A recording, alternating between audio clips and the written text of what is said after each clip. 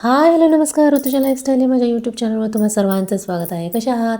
स्वस्त असाल, मस्त असाल, आनंदी असाल, आनंदित असायलाच हवं. तर आज होता सोमवार आणि सोमवारचं सकाळचं तर मी काही शूट केलंच नव्हतं, कारण मी गेले होते दवाखान्यामध्ये आणि त्यामुळे काय झालं होतं, आज ना देवपूजासुद्धा उशिराच केली होती आणि रुद्राभिषेकसुद्धा मी केला नव्हता आणि नंतर मग संध्याकाळी उशिरा दवाखान्यातून आल्यानंतर देवपूजा वगैरे केली होती. कारण दवाखाना लवकर असल्यामुळे ना मी माझं जेवढं थोडंफार जेवढं काम होईल तेवढं करून गेले होते. तसं तर मला ना देवपूजेला खूप उशीर लागतो. मग संध्याकाळी आल्यानंतर दिवाबत्ती केली आणि तुळशीला सुद्धा दिवा लावून घेतला. इथं तुम्हाला अंधार दिसत असेल, पण इथं ना बाहेर आल्यामुळे म्हणजे बाहेर इतका प्रकाश नसल्यामुळे तिथं अंधार दिसत आहे. आणि नंतर मग आमच्या चुलत जावयाच्या मुली भेटायला येणार होत्या. तर असाच फोन झाल्यानंतर तिला मी यायला सांगितलं होतं.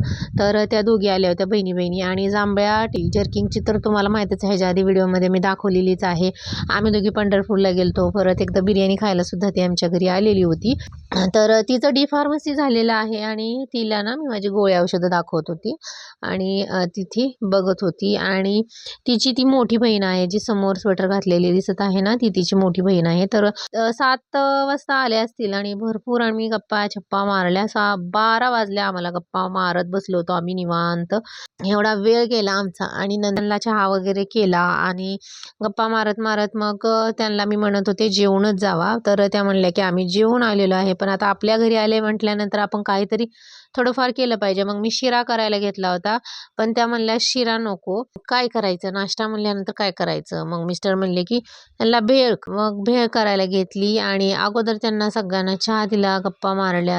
तसं तर ना मुली लग्न झाल्यानंतर जास्त गाठीभेटी होतच नाही. ते मला वाटतं लग्न झाल्यापासून ती आमच्या घरी ना पहिल्यांदाच आली असेल. लग्न झाल्यापासून तिची आता मुलं ना म्हणजे किती मोठी 6वीला 4थीला अशी गेलेली आहे. त्यावेळेस ते आत्ता आमच्यात आलेले आहे, म्हणजे चुलत जावीचे आहे.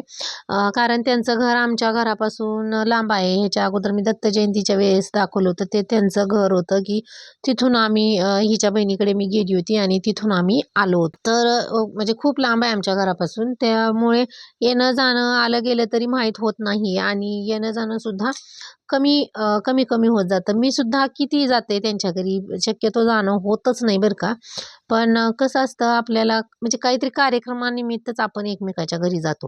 आणि कोरोनापासून काय झाले माहिती आहे का, कोण कोणाच्या घरी जात नाही आणि कोण कोणाला विचारत नाही, कोण कोणाला पुसत नाही, असं झालेलं आहे.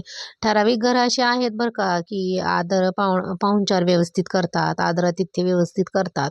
पण आजकाल ना कुणालाही वेळ नाही आहे की पाहुणा आला तर त्याची आदरातिथ्य करायला किंवा असं.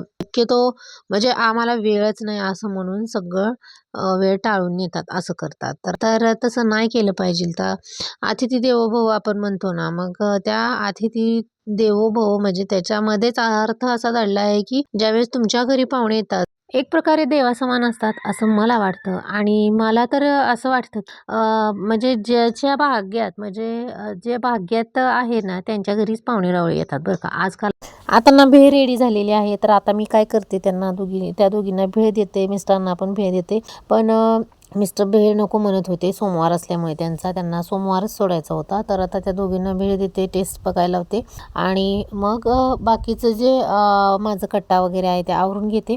आणि मार्गशीर्ष महिना होता म्हटल्यानंतर आता दोघीची ओटी भरणं मला भागच आहे. तर म्हटलं काय जे आपल्याकडं आहे तेच आता ओटी भरली पाहिजे ती. तर तिच्या मोठ्या बहिणीला साडी दिली आणि छोट्या बहिणीला पीस घातला.